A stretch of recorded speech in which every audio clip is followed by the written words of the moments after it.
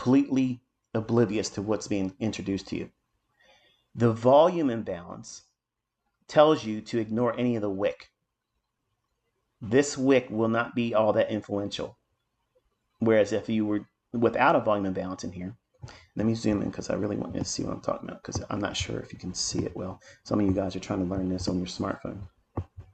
And I've got students in prison that are studying, and they're like, man, I wish you could zoom in.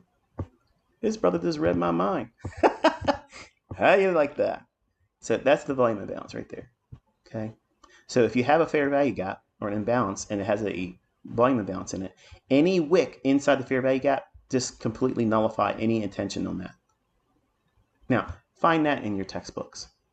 Find that in your rip-off ICT mentorship 5-minute trainer guys. They're not going to tell you that insight because they didn't make it.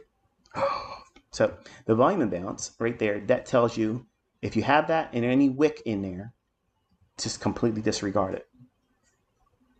Only if it's a WICK that's below the consequent encroachment, which is the halfway point here. So any WICK that reaches up to that level or less, ignore any of those WICKs. You have to take it to the body of the candle. Okay, so that gives you the true, real fair value gap, or in this case, a SIBI, sell side imbalance, buy side inefficiency. All right, so that's the business there, and extended out in time. And the market goes right up to that high and then folds and creates what right here? What is this? That's that fair value gap between this low and this candle's high. And you see it trade right up into consequent encroachment plus a little bit more. Why? Why? Because the algorithm is affording anyone that uses this information, that uses this level as an entry point, they have to offer them the spread, right? Or they won't get their fill. And that's why you get this little bump right above right there. But you're going to be told that that's buying pressure.